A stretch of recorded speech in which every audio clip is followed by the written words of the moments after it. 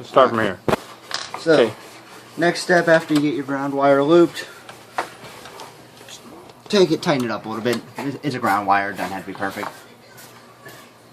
At this point, kindergarten, match your colors. White with white, black with black. I prefer yellow wire nuts. In my opinion, they hold a little better for these smaller wires. Red will work. That's a personal preference. Use what you have. One thing you want to make sure you do when connecting these though, on these braided wires, take them, straighten them all out, give it a little couple twists just to braid it together and make it a nice strong connection.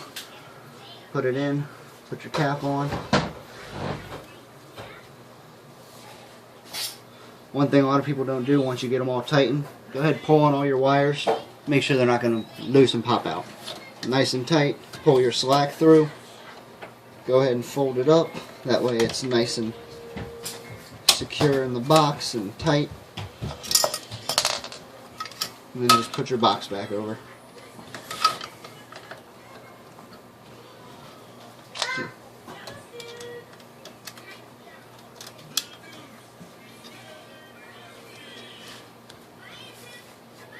And just put the screw back in to hold the box together as soon as I can get it started.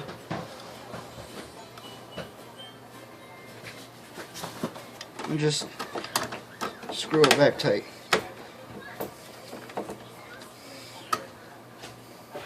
Oh, where's the other nut guard?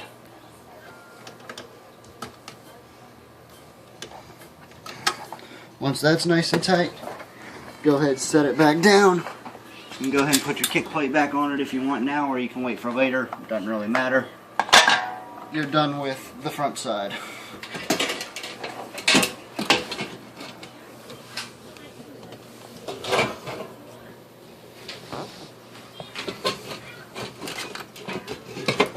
Actually, before I do that, make sure we're nice and snug up top.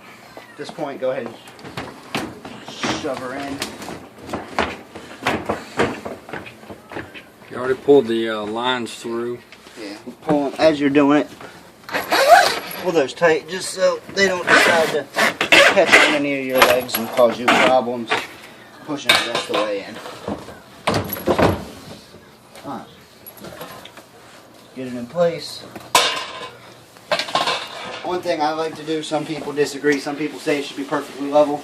I like to have mine tilted back a little bit just so any water's holding in it. It's not leaning towards the front, it's leaning towards the back, and it's never going to leak out. To do that, once you get it in place, just lift up on that, and then move my wrench again. Your legs are like little bolts. Okay, that should catch right on it. If you're big enough, which you're not. Thankfully, there's also a catch on the top. It's just more of a pain to use. It's freaking tiny. Is there a better tool you suggest to use? If you have the appropriate socket, which I do not on me, it can fit right over the top or the bottom.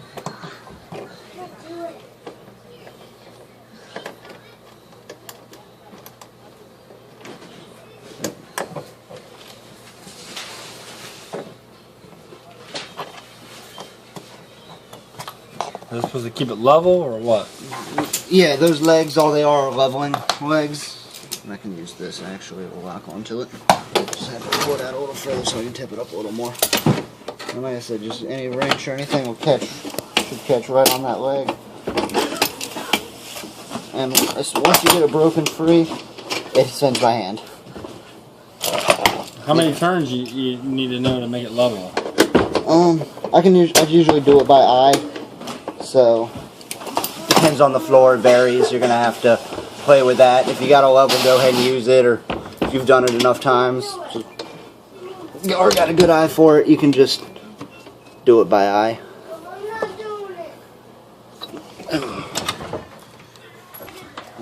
Drop it in there.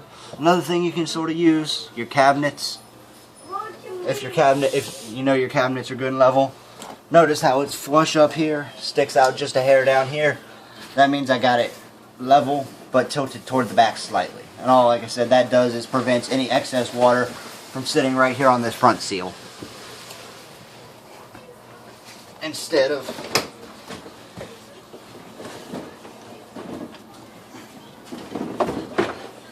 might need to drop it down just a hair.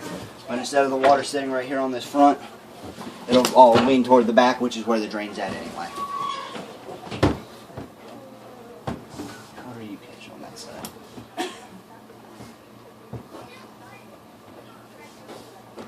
Is that because the legs aren't level or because the cabinet's not level? Or both? Well, probably the cabinet. I can see it's sticking out here.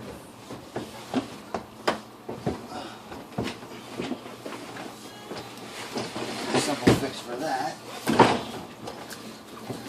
I think your other one was like this anyway. Just pull it out just a touch like that.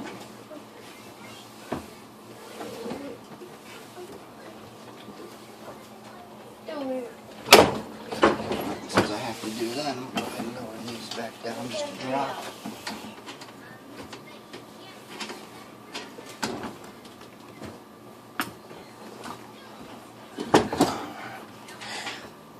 You right there. Alright. And now as far as leveling it, or not leveling it, but squaring it up side to side, use your clips here. They got this little line on the top. That's what I'm going to use. I'm going to line both sides up just right with the edge of the cabinet like so. That'll ensure it's nice and square with the face of the cabinet. At that point, you have to dive inside for a minute. Screws. They only give you two, don't lose one. But if you do, you can use any wood screw. It'll make a good substitute. And just... You've done this more than once. Yeah, 4 years. Is that all? Yeah. The main thing my company did was these. Now, push you back just a touch more. Now, one thing you want to do, especially with these pressed wood countertops, if you can see back here, you got the countertop and then you actually got a little board right behind said countertop. You want to get it in that board, not the lip of the counter. It's kind of hard to see with this camera, but yeah. Okay, there you go. You can see it now. Yeah, you got that countertop and this board. Hit this board. It's going to be your more secure anchor point. Okay. And you're in the way. Hold on, I'm going to take a picture of that.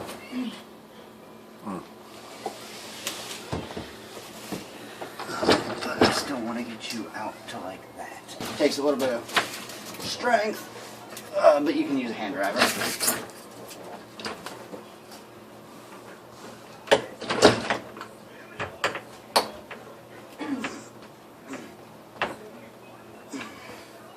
There's one side.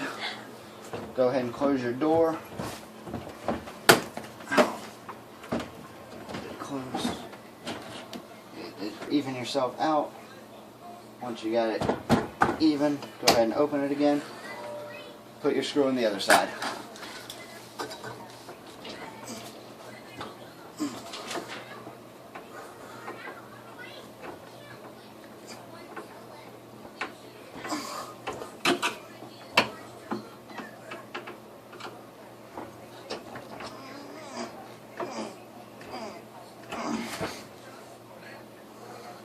Alright, you're always going to have a little bit of movement as you can see, but for the most part it's secure, and its main purpose, kid steps on the door, it's not going to tip forward on them.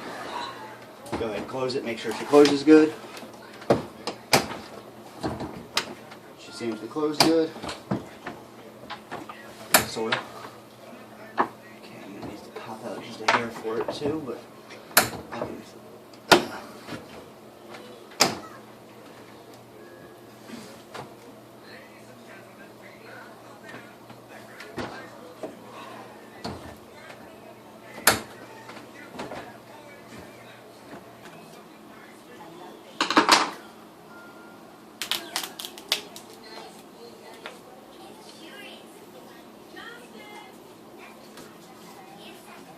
It's having problems getting it with the lined up, so I just got a little piece of wood to make a little spacer there.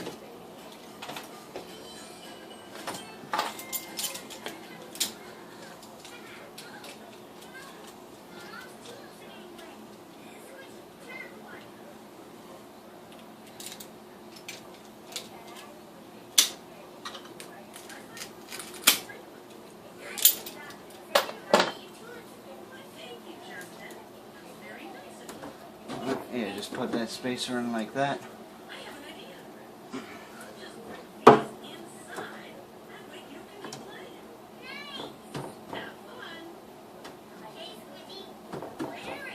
With the hammer? No, this will work. Hammer might give it too much. You can do it nice and gentle. Alright. And then, as you can hear, it has that good click now. That means you got your good close. Okay. Alright, and then the only thing you still got to do... Are you done? Almost. And about 5 minutes. This Oh, say it again? hose clamp. Just basic hose clamp. Any size that'll fit over this little rubber will be fine. You got it right on there? I don't think so.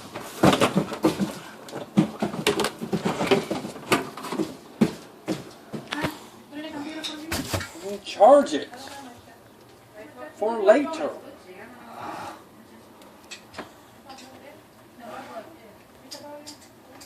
You know, Alright. alright. Now, Outstanding. Now we can see what we're doing. last thing, and this is sort of important, as you can see, this light or thicker, whitish, clear line comes through. That's your drain. Make sure it goes up as high as you can. It makes what's called an air loop. If your sink ever overflows or you fill it up, if it's down low like that, water will backflow from your sink back into your dishwasher. Okay, see, that was the problem I think with the other dishwasher. So get it nice and high like that. Can you put it over this pipe? It's better to go under, Okay. and then use. You're not. Yeah. You're just pointing at a wall. Sorry. Okay. It's better to go under the pipe, and then I like to use all the other pipes around it just to sort of wiggle it how I want and hold it how I want. So I'll use those to pull it through like that. Get that kink out of it. Then put it up high. A lot of people use that center gap in the sink. It works very nicely for that. Holds it nice and high, and then just get it on your fitting. Then all you have to do is, as soon as I find it, take your hose clamp and move it up the pipe. Oh, but it fell, so you're being a pain.